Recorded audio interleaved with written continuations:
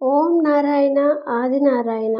భగవాన్ శ్రీ వెంకయ్య స్వామి వారికి నా హృదయపూర్వక నమస్కారములు. పారాయణ గ్రంథం భగవాన్ శ్రీ వెంకయ్య స్వామి వారి లీలామృతం. రచన సేకరణ సాయి శ్రీనివాస్ గారు. గాత్రం కుసుమ. సమర్పణ మండవ రవికాంత్.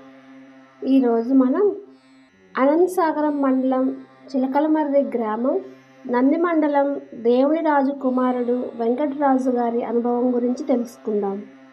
శ్రీ స్వామివారిని మహిమాన్వితుడు అని అనడానికి ఇదొక తార్కాణం. దూరదృష్టి దూరశ్రవణం. స్వామి చిలకలమర్రి వచ్చినప్పుడు ఈ ఊరు ఉత్తరం పడమర పెరుగుతుందని చెప్పారు. అదేవిధంగా చాలా పెరిగింది. ఆ తరువాత 1961లో మీరింక కపిళ్ళు అంటే మోటబావుల ద్వారా నీళ్లు తోడుట ఈ పని లేదు, మరలా ఇంజన్లు వస్తాయి అన్నారు. అదేవిధంగా ఇంజన్లు వచ్చాయి. ఆ ఊరికి సమీపంలో ఉన్న దుర్గమ్మ దేవస్థానం దగ్గర తీగలు వస్తాయి, దీపాలు వెలుగుతాయి అన్నారు. అదేవిధంగా కరెంటు వచ్చింది. 82లో అక్కడ కాలనీ ఏర్పడి కరెంటు దీపాలు వచ్చాయి. ఇంకోసారి వెంకట్రాజు గారు గొలగముడిలో స్వామి వెంట ఉంటే స్వామి వద్దకు పోయి చెరుకు నుండి బెల్లం చేసేందుకు సామాన్లు కొనాలంటే ఆర్థికంగా ఇబ్బంది పడుతున్నామని చెప్పారు. అప్పుడు స్వామివారు మీకేమి ఇబ్బంది లేదు, గవర్నమెంట్ వాళ్ళు 80,000 ఇస్తారు అన్నారు. అదేవిధంగా లోను పెట్టుకొని 94,000 తీసుకొని అన్ని వస్తువులు తెప్పించుకొని బెల్లం తయారు చేసుకున్నారు. ఇంకొకసారి పాతాళ్ళపల్లి పొలం కొంటే అంతకంతా లాభం అని చెప్పారు. స్వామి చెప్పిన ప్రకారం ఆ పొలం కొంటే పొలంలో మంచి ఆదాయం వచ్చింది. ఒకసారి 1965లో వెంకట్రాజుతో నీకు పదవి వస్తుంది అన్నారు. అప్పుడు వెంకట్రాజు గారు నాకెందుకు స్వామి, ఊళ్ళో ప్రెసిడెంట్గా ఉండమన్నా వద్దన్నాను. ఎందుకంటే నాకు రాజకీయ పనుల కోసం తిరిగితే వ్యవసాయం చేసుకోవడానికి వీలు పడదు అని. అది పాడైపోతుంది స్వామి, నాకు ఉద్దేశమే లేదు అన్నాడు. అది విన్న స్వామి లేదయ్యా నువ్వు రాసుకో అని వ్రాయించారు. అదేవిధంగా 1987లో ప్రజలు ఎమ్మెల్యే పట్టుబట్టి మండల ఎలక్షన్లో అనంతసాగరం మండలానికి పోటీ చేసి ప్రెసిడెంట్గా గెలుపొందాడు. ఇంకోసారి స్వామివారు వచ్చినప్పుడు అతనితో అయ్యా సోమసుల ఆశ్రమాల దగ్గర నుండి 10వ చూపులో కాలువ వస్తుంది, అది చుట్టగుంట పల్లె మీదుగా వస్తుంది, కాబట్టి మీ పొలం బాగుపడ్డాయి, మీకు బాగా ఆదాయం వస్తుంది అని చెప్పారు. 1964లో స్వామి వచ్చినప్పుడు చిలకలమర్రి వెంకటరాజు గారి స్థలంలో స్వామి వడ్ల మిల్లుకు శంకుస్థాపన చేసి అక్కడ 2 రోజులు గుండం వేశారు. ఇంటి దగ్గర కూడా గుండం వేసి ఇల్లు తూర్పు జరిగితే ఊరు సెగ తగులుతుంది, పడమర జరిపి కట్టుకోమన్నారు. కానీ పడమర జరపటం వీలుగాక తూర్పు జరిపే కట్టారు. కానీ స్వామి చెప్పినట్టే పెద్ద తగువు వచ్చింది. అప్పుడు గొలగమూడిలో స్వామి ఉంటే జరిగిన సంగతి చెప్పారు. స్వామి అది ఏమీ చేయదులే, అనుకూలమైన వాళ్ళతో మాట్లాడితే సరిపోతుందని అన్నారు. ఊరికి వచ్చి ముఖ్యమైన వారితో విషయం మాట్లాడేసరికి తగువకు వచ్చిన వాళ్ళు పెద్ద మనుషుల ద్వారా రాజీ చేసుకున్నారు. ఇంకొకసారి స్వామి పోయినప్పుడు స్వామి వడ్ల మిషను ఏమీ పెద్దగా ఆదాయం లేదు, అమ్మాలని అనుకుంటున్నాను, సలహా ఇవ్వండి అంటే స్వామి అబ్బో అది అమ్మకూడదు, భూములమ్మిన అదుంటే ఆయనకేం దొరబిడ్డ అంటారు, నిదానంగా లాభం వస్తుంది అన్నారు స్వామి. అదేవిధంగా సోమసుల ప్రాజెక్టు ఎడమకాలువ కింద భూమి అంతా పారుదలకు వచ్చి మిల్లుకు ఎక్కువ పని కలిగింది. ఇప్పుడు వెంకట్రాజు గారు ఊళ్ళో వాళ్ళు కట్టిన వెంకయ్యస్వామి దేవస్థానానికి అక్కడ ఉండే భక్త బృందానికి ఆ వడ్ల మిషన్లో వచ్చే బియ్యం ఎంతగానో ఉపయోగపడుతున్నాయి. ఇంకొకసారి స్వామివారిని దర్శించుకుందామని గొలగమూడికి వచ్చినప్పుడు రాజుగారితో స్వామి ఇలా అన్నారు. 10వ చూపులో ఈ ఆశ్రమంలో ఆ లోకానికి ప్రయాణం వ్రాతని భాగం వాయించారు. వెంకట్రాజు గారి మేనమామ దొమ్మరాజు తిరుపాలరాజు కుమారులు ఓబుల రాజు గారు వెంకట సుబ్బరాజు గారు ఇద్దరూ వెళ్ళి తలపెట్టుకో. వెంకట్రాజు వారి మేనమామ పిల్లవాడు ముగ్గురు కలిసి దుర్గమ్మ దేవాలయాల దగ్గర స్వామి వద్దకు పోయి ఈ పిల్లవాని పెళ్లి విషయం అడిగితే స్వామి 3 గుర్తులు పెట్టుకోమన్నారు. అలానే 3 గుర్తులు పెట్టుకున్నారు. ఈ గుర్తులలో మేనరికం వాళ్ళకి ఇష్టమైంది. అప్పుడు స్వామి అది పనికిరాదన్నారు. వీళ్ళు ఎందుకు స్వామి అంటే, ఆ అమ్మాయిని చేసుకుంటే దేశం వెళ్ళిపోతావు అని చెప్పారు. మరునాడు వెంకట్రాజు భార్య ఆ అబ్బాయిని తీసుకొని స్వామి దగ్గరకు వెళ్ళి స్వామిని అడిగి మరలా 3 గుర్తులు పెట్టారు. ఆ 3 గుర్తులలో ఈ మేనరికం గుర్తులు పనికిరాదని స్వామి చెప్పారు. వీళ్ళు మేనరికం తప్పించుకోలేక 1977 ఏప్రిల్ 24 ముహూర్తం నిశ్చయించుకొని సోమశిల ప్రాజెక్టు నిర్మాణం పని చూడాలని ట్రాక్టర్లో పడమర కంబంపాటి చెరువు కట్ట మీద పోతూ ట్రాక్టర్ తిరగబడి చనిపోయాడు పెళ్ళికొడుకు.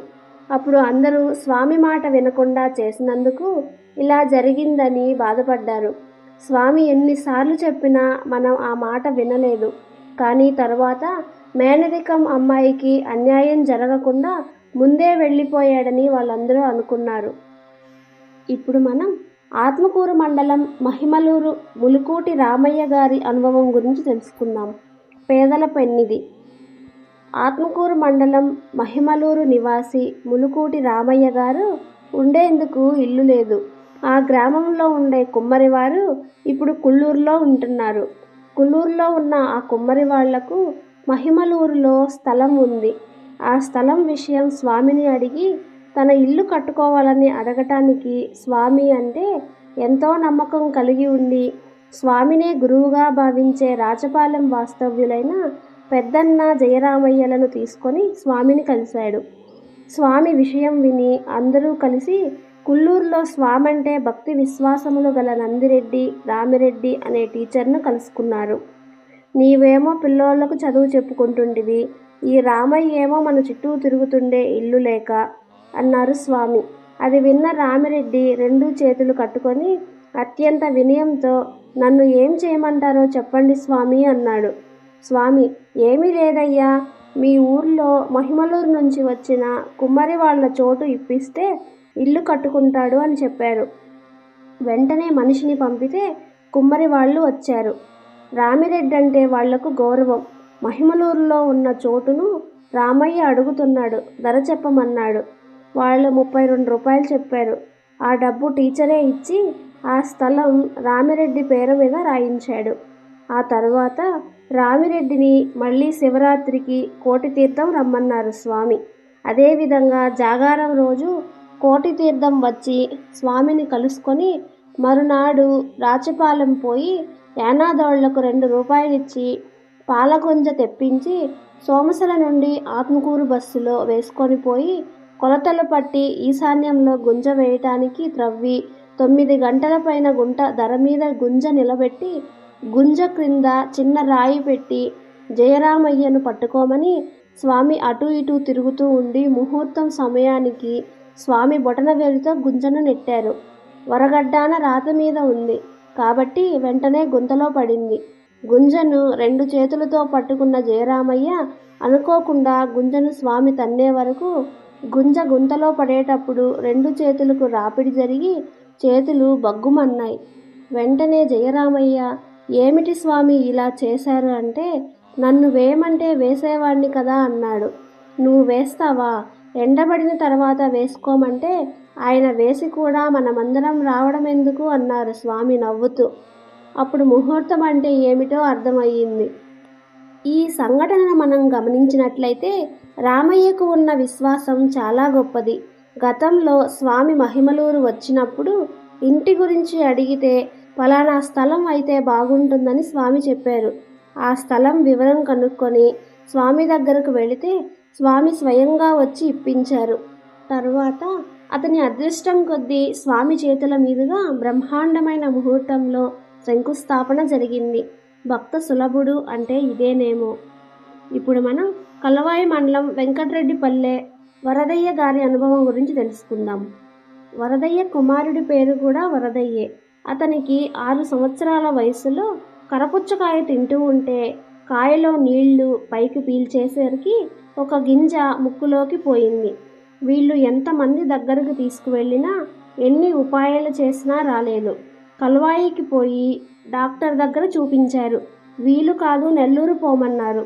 వరదయ్య పేదవాడు కాబట్టి డబ్బులు చూసుకునేసరికి వారం రోజులు పట్టింది. పిల్లవాని ముఖమంతా వాచిపోయి పగిలేటట్టు తయారయ్యింది. పిల్లవాడు మంచంలో మూలుగుతున్నాడు. అదే సమయంలో స్వామి అక్కడికి వచ్చి విచారించారు. జరిగిన సంగతి చెప్పారు. ఈ విధంగా ఉంటే నాకెందుకు చెప్పలేదని 2 వేరుశనక్కాయలు పెట్టమని వలిచి 3 గింజలు చేతితో నలిపి ముక్కు దగ్గర పెట్టాడు. పిల్లవాడు గట్టిగా తుమ్మాడు. ఆ గింజ క్రింద పడింది. ఆ గింజ 2 ఆకులు 3 వేర్లు కలిగి ఉబ్బి ఉన్న గింజను చూసి ఆ ఊరి జనమంతా స్వామి రాకపోతే ఆ పిల్లవాని గతి ఏమయ్యేది అని అందరూ స్వామిని ఎంతగానో కొనియాడారు. స్వామి సాక్షాత్ భగవత్ స్వరూపం. అందుకే ఆ మహనీయుడు సమయానికి వచ్చి ఆ పిల్లవాడిని కాపాడారు. కలియుగ ప్రత్యక్ష దైవంగా మనం ఎందరినో కొలుస్తున్నాం. కళ్ళ ముందున్న భగవంతుణ్ణి గుర్తించలేకపోతున్నాం. ఇప్పటికైనా మించిపోయింది ఏమీ లేదు. స్వామిని విశ్వాసంతో కొలుచుకుంటే ఆపద సమయంలో వెంట ఉండి రక్షిస్తారు అని వేరే చెప్పనక్కర్లేదు. ఓం నారాయణ ఆది నారాయణ. ఈరోజు ఎపిసోడ్ ఇంతటితో పూర్తయింది. తరువాయి ఎపిసోడ్లో మనం కల్వాయి మండలం రాజుపాలెం చమర్తి రామరాజు గారి అనుభవం గురించి తెలుసుకుందాం. భగవాన్ శ్రీ వెంకయ్య స్వామి వారికి నా హృదయపూర్వక నమస్కారములు. ఓం నారాయణ ఆది నారాయణ. సర్వే జనా సుఖినో భవంతు.